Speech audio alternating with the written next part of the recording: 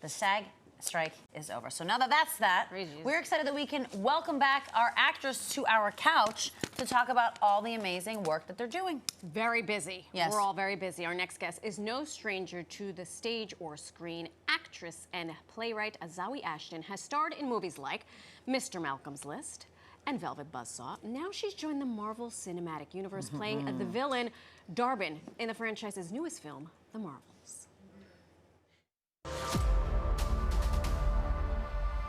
This is just the beginning.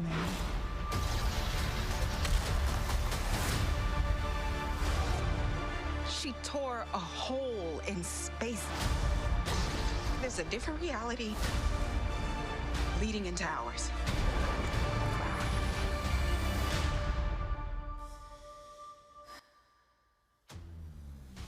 What are you prepared? Unbelievable. I'm getting emotional, like just watching our guest watch herself. Zawe Ashton joining us live this morning. Welcome back to the realm and welcome to here. We're so happy to have you. I'm so happy to be here. I can't tell you. And in New York as well. If I was going to go anywhere, I would have chosen here. So I'm so pleased. You saw it? We didn't have your audio up, but I wish we did. You were oohing and eyeing over seeing the thing. I was, but it still feels a little bit like, are we really allowed to talk about this? You know, the strike just ended. I'm looking over at your person, your people. Yes, they are You're giving you a thumbs up. Thumbs up. Yeah, it's great news. It's Yeah. wonderful news. It's been a really unprecedented time, and yeah, I think everyone's just so glad that equity has won over. Everyone has come to this fantastic agreement, and we can get back to work. It's great. Get back to work. And with a project like the Marvel Universe. Just a little tiny franchise that no one knows anything about. Oh my God. So you've joined the franchise. How does that feel? I'm very jealous. Wow. Yeah, it still feels quite surreal. And I basically had a general meeting, like a Zoom with Nia DaCosta, our amazing director, in the first lockdown. And we talked about like a tiny indie movie that she wanted to do. I was like, if our industry comes back, call me. I'm there. I love you. And that was come back from the pandemic. Come back from the pandemic. That was like years ago at this point. We weren't sure what was going to happen. Right. And then cut to a sort of an easier point in the pandemic, and she calls me and she's like, let's do the movie. I'm like, oh, that tiny movie that we talked about. She was like, I kind of got offered something else in the meantime. I was like, wow, you know. And she offered me the part, and quite honestly, it's just been an absolute blast. I've had the time of my life, really. Which is funny, because you say this with such a smile, but you play a villain. Oh, yes. Darbin. Who did you reach to channel a villain? You're so kind and empathetic And bubbly and lovely. smiling. I know. Good acting chops, lady. Thank you so much. Thank you. I mean, it feels so lovely to be someone who is like quite happy, maybe, and bubbly, to then channel something that feels so much more challenging, dark, complex. She's a very heartbroken character. I think she has a lot of empathy as well as being terrifying.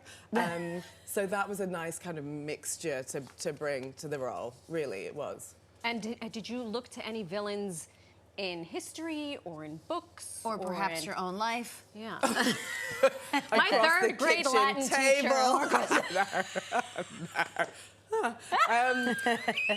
No, do you know what? There are so few female villains that actually when you start to try and Google, like you're saying, an icon or someone you could kind of, you know, just imagine being like, there's not that many. I mean, Michelle Pfeiffer, Catwoman, I think is going to live in everyone's memory. I think that she really nailed it. But really, I just thought, you know, just channel the truth. In these movies, there's so much going on. There's so much blue screen, green screen. Look at this tennis ball and pretend it's a spaceship.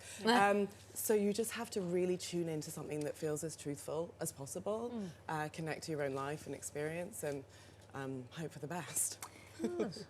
And now, speaking of, and the reason I said anything from real life, because obviously it's no secret your fiance is also a Marvel villain of sorts, one Loki.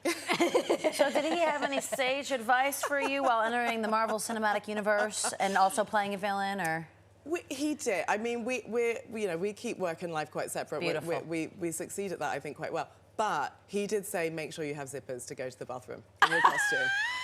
Listen, can relate. That's very important. We can relate. Like we can an relate. excellent partner. And some, some deeper stuff. I think there's something about you get what you give in these films, and if you give, if you're open-hearted, if you don't become overwhelmed by the franchise of it all, and just think everyone is here working so hard. Sure. Yes. The props people, the designers, the stunt people, the VFX people. These people make these movies really, and if you give as much as you can, you sort of receive as much as you can in return too. You mentioned that you're focusing, and God, I am but a mortal.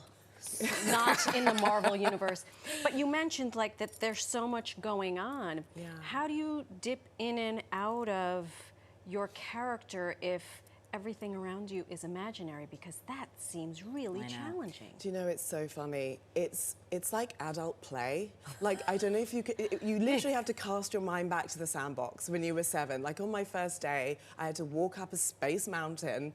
I had to find an enchanted bangle. I had to shoot laser beams, and I was like, this is like being a child again. And this is so exposing, it's so vulnerable.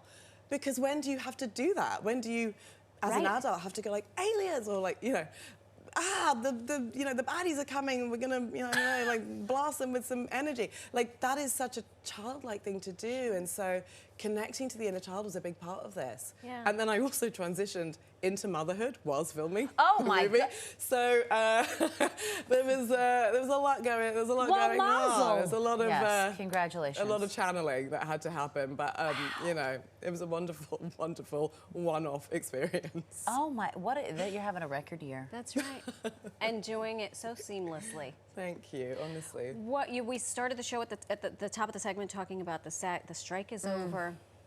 What is the chatter between you and your colleagues? Because for our perspective, we are so happy that you are all back. Yeah, us too. I mean, it just feels fantastic that SAG wanted to protect their members so much. Yeah. I mean, I'm a Brit, and so people are like, well, you're not a member of SAG, but if you've worked in the US, and you have to become a fully paid up member, which is fantastic.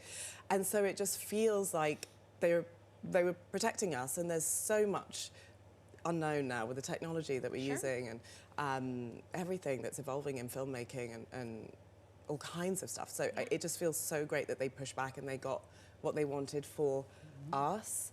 And also I just feel like, I get to sit here and go, hey, I'm an actor, but most actors are just acting away. There are so many delineations of our industry, and so it's sort of been a privilege to be a mouthpiece for it in a lot of ways. Well, it's a privilege for It is. having you here with us. You are our first official actor. No. Yes, ma'am. Coming back from We're never cleaning that spot ever. It feels again. good to be back, It was baby. cold and now it's warm Exactly. again. I like that. Oh my God. Hey, you can watch The Marvels. It is showing in theaters right now. Zawe Ashton, thank you so much for coming. Thank you so much. And congratulations on all the things. On motherhood, on Let us know where you're registered. We'll get you a Vitamix or something, or like a hand blend. maybe an espresso machine or something. That'd be I great. need Yeah, coffee. some vitamins, some vitamins would be great. I love it.